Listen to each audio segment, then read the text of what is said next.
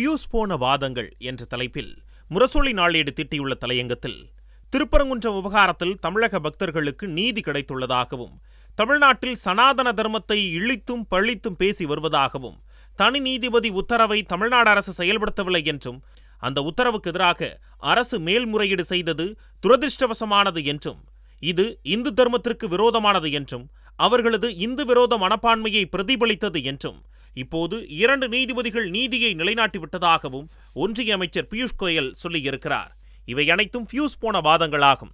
அவருக்கு திருப்பரங்குன்றம் எந்த திசையில் இருக்கிறது என்றோ, அங்கு நடந்தது என்ன விவகாரம் என்றோ தெரியாது என தெரிவித்துள்ளது. திருப்பரங்குன்றம் மலை தூணில் தீபம் ஏற்ற வேண்டும் என்பது தனி நீதிபதியின் தீர்ப்பு. அதனை 2 நீதிபதிகள் அமர்வு உறுதி செய்துள்ளது.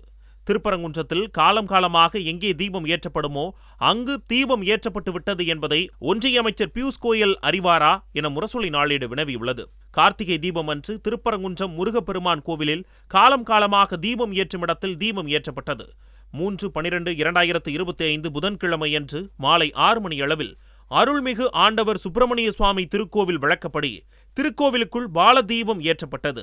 அதன் பிறகு அதே நேரத்தில் வழக்கமாக ஏற்றக்கூடிய உச்சிப்பிள்ளையார் கோவிலில் தீப மண்டபத்தில் தீபம் ஏற்றப்பட்டு பின்பு சுவாமி புறப்பாடு ஆகி 16 கால் மண்டபம் எதிரே உள்ள இடத்தில் சொக்கப்பனை ஏற்றி சுவாமிக்கு ரஷை சாத்தப்பட்டது. இவை முறையாக நடந்தது. இது பக்தர்கள் அனைவருக்கும் தெரியும் என முரசொலி நாளேடு கூறியுள்ளது. ஆனால் வழக்கமான இடத்தை மாற்றி வேறொரு இடத்தில் தீபம் ஏற்ற வேண்டும் என்று ஒரு கும்பல் உள்நோக்கத்தோடு பல காலமாக செயல்பட்டு வந்தார்கள். மலைப்பகுதியில் இருக்கும் தர்காவுக்கு அருகில் இருக்கும் தூணில் தீபம் ஏற்றுவதன் மூலமாக இரு மதப்பிரிவினர் இடையே மோதலை உண்டாக்கி அதன் மூலமாக குழப்பத்தை ஏற்படுத்த பார்த்தார்கள். இதனை தமிழ்நாடு அரசு அனுமதிக்கவில்லை. இதுதான் பிரச்சனை. அதாவது பிரச்சனையை உருவாக்கி அதன் மூலமாக மோதலை உருவாக்கி அந்த மோதலை தமிழ்நாடு முழுக்க பரப்பி தமிழ்நாட்டின் அமைதியை கெடுக்க ஒரு கும்பல் முயற்சித்தது. இதனை தமிழ்நாடு அரசு அனுமதிக்கவில்லை. அத்தகைய கலவரத்தை நிகழ்த்த முடியாத வேதனையைத்தான் பாசிச சக்திகள் இன்று வெளிப்படுத்தி வருகிறார்கள் என முரசொலி நாளேடு தெரிவித்துள்ளது. தீபத்தூணில் தீபம் ஏற்ற அனுமதி மறுக்கப்படுகிறது என்ற வதந்தியை பல காலமாக பரப்பி வருகிறார்கள். உண்மையில் இவர்கள் சொல்வது தீபத்தூண் அல்ல. பிரிட்டிஷ் ஆட்சி காலத்தில் நில அளவைக்காக வைத்த தூணைத்தான் தீபத்தூண் என்கிறார்கள். மலையில் இருக்கும் சிக்கந்தர் தர்காவுக்கும் முருகர் கோவிலுக்கும் எந்த தொடர்பும் இல்லை. இந்த தர்காவுக்கு அருகில்தான் பிரிட்டிஷ் ஆட்சி காலத்து நில அளவை தூண் இருக்கிறது. தர்காவுக்கு அருகில் இருக்கும் தூணில் தீபம் ஏற்ற வேண்டும், அதனால் குழப்பம் ஏற்படுத்த வேண்டும் என்பதுதான் அவர்களது எண்ணம் என முரசொலி நாளேடு கூறியுள்ளது. பிள்ளையார் கோவிலில் கார்த்திகை தீபம் கடந்த 3ஆம் தேதியன்று ஏற்றப்பட்டு விட்டது. அரசு தீபம் ஏற்ற அனுமதிக்கவில்லை என்பது மிகப்பெரிய பொய்யாகும். தீபம் ஏற்றப்பட்டு விட்டது. கார்த்திகை தீபம் ஏற்ற அரசு எந்த தடையும் விதிக்கவில்லை.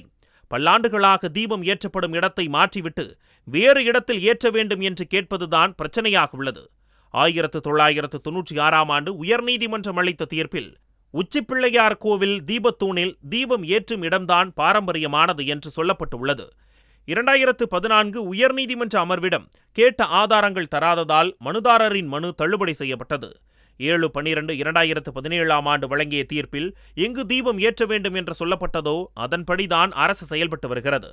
தர்கா அருகில் உள்ள மலை உச்சியில் கார்த்திகை தீபம் ஏற்ற வேண்டும் என்பதற்கான ஆகம ஆதாரம் ஏதும் இல்லை. அமைதி மற்றும் மத நல்லிணக்கத்தை சீர்குலைக்க தேவையில்லை என்று தீர்ப்பு வந்தது. இப்போது வழங்கப்பட்ட தீர்ப்பில் கூட இவர்களது கலவர நோக்கத்துக்கு தடை விதித்து விட்டார்கள் நீதிபதிகள் என முரசொலி நாளேடு தெளிவுபடுத்தியுள்ளது. கோவில் நிர்வாகம் மட்டுமே தீபம் ஏற்ற வேண்டும், பொதுமக்கள் அரசியல் கட்சியினரை அனுமதிக்க கூடாது என்று சொல்லியிருக்கிறார்கள் நீதிபதிகள் ஜி ஜெயச்சந்திரனும் கே ராமகிருஷ்ணனும். இப்படி அமைதியாக நடப்பதை இங்குள்ள கும்பல் விரும்பாது. தமிழ்நாட்டின் கோவில்கள் அமைதியாக இருக்கின்றன. லட்சக்கணக்கான பக்தர்கள் கூடி வணங்கி வருகிறார்கள். இந்த 4½ ஆண்டு காலத்தில் தமிழ்நாட்டின் அனைத்து கோவில்களும் புதுப்பிக்கப்பட்டு வருகிறது. எந்த கோவில் திருவிழாக்களிலும் எந்த பிரச்சனையும் இல்லை. உண்மையான பக்தர்கள் விரும்பும் ஆட்சியாக இதனை முதலமைச்சர் மு.க.ஸ்டாலின் நடத்தி வருகிறார். இதில் தீயை போட்டு அமைதியை குலைக்க யார் நினைத்தாலும் அதனை தமிழ்நாட்டு மக்களே விரும்ப மாட்டார்கள் என கூறி தலையங்கத்தை முரசொலி நாளேடு நிறைவு செய்துள்ளது.